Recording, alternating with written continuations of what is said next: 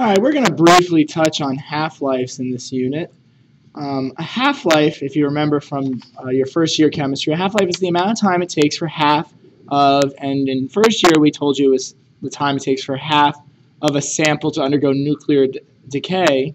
In AP, we expand that in the fact that a half-life can occur for any reaction. It's the amount of time it takes for half of any reactant to undergo some sort of reaction, and therefore change its chemical identity.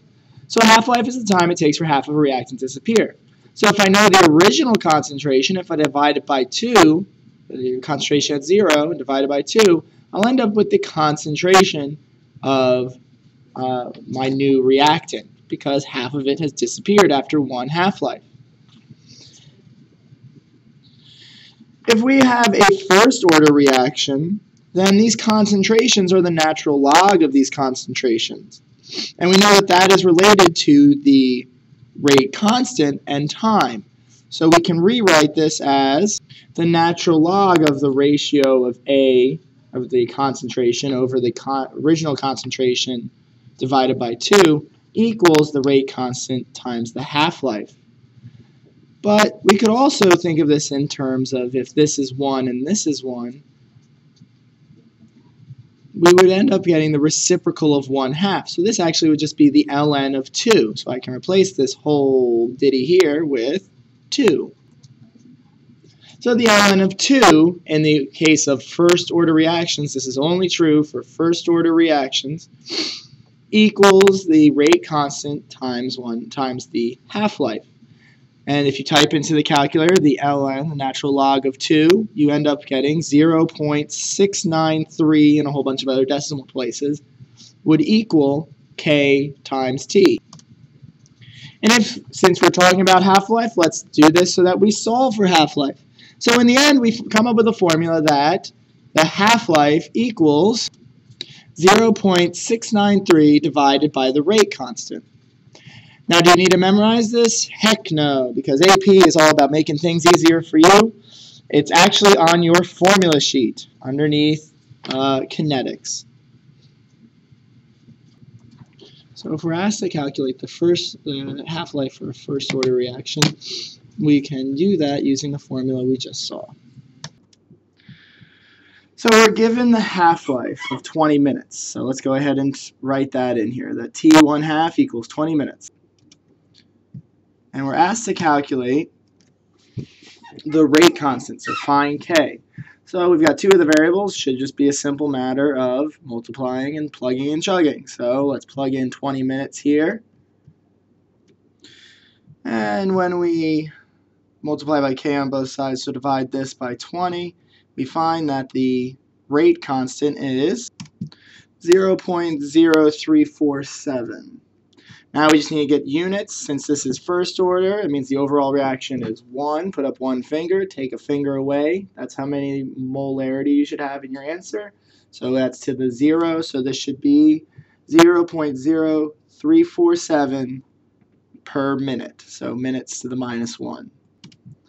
All right, the next question is basically something that you should have learned in the previous year.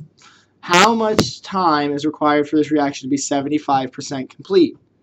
Alright, so that means that if it's 75% complete, how much of the original reactant is left? Well, if we had 100% and we've gone through 75% of it, that means only 25% remains. So how many half-lives would we have to go through to get down to 25%? Well, let's find out. If I start with 100%,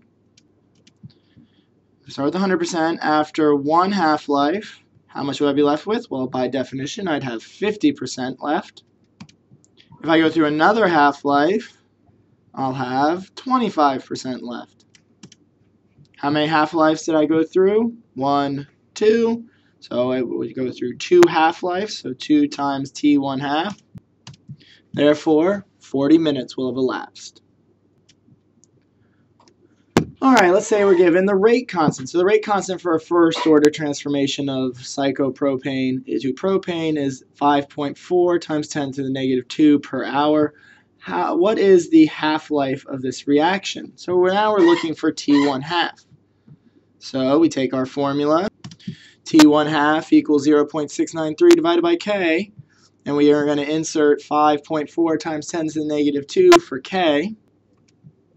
Now, since hours is -1 and we're dividing by that value, we can flip that. So now hours are actually going to be on the top, which means our unit for our time, for our half-life, is going to be hours. So I can fill that in really quick. And then it's just some simple math. When I divide these two, I find that the half-life is 12.8 hours. But this question continues, and it says, what fraction of cyclopropane remains after 51.2 hours? Well, you can look at this really quickly. Is 51.2 divisible by 12.8? And it actually, hold on, it actually is very divisible. You can just take 51.2 divided by 12.8, and you find that 4 half-lives would occur in that amount. So what fraction or what percentage would be left? Well, if we started with 100%, after 1 half-life, we'd be down to 50%. After another half-life, we'd go down to 25%. After a third half-life, only have one infant kilometer on the page. After a third half-life, we'd be down to 12.5%.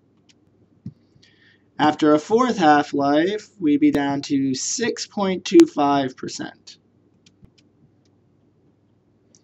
So what's that as a fraction? Well, this would be 1, this would be 0.5, this would be 0.25, this would be 0.125, this would be 0.0625. So if you put 0.0625 in your calculator and say, give me a fraction, so that's math, and then fract, and it will give you that as a fraction. Or you could just look at it and say, this is 1, this is half of 1, so 1/2.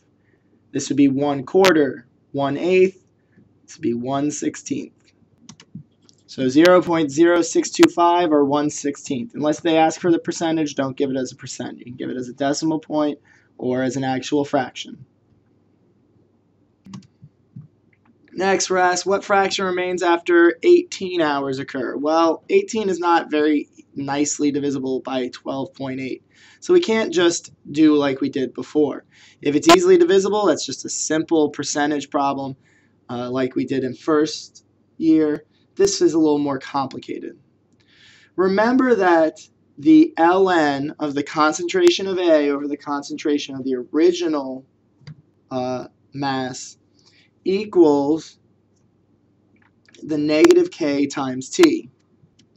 Well, if we know K and we know the half-life, we can get this fraction. So I know what K is. We solved that. We were given that. So let's put that in here for K. So that'd be 5.4, and I'm going to save some space and just say e to the negative 2.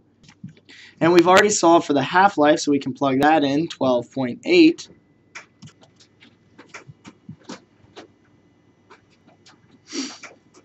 These two multiplied together give us a negative 0.972. So how do we get rid of this ln on this side? Well, if you hit the second and then the ln button, it does the opposite of that. It raises e, which is what the natural log is based off of, to whatever that value is. So we're going to raise e to this value. So the fraction is going to equal, and we find that the fraction is 0.378. And again, this is all if it is first order. You can't do this for any other ones. Most of the reactions we will come across, most of the reactions in which you're asked to do half-life will be first order. Let's talk about some that are not first order. If the reaction is zero order, typically when you'll see this are when a metallic surface or an enzyme is required for the reaction to occur, in which case those concentrations would not be part of your equilibrium expression, so that's why it would be zero order. In the case of that, the half-life equals the original concentration divided by twice the rate constant, and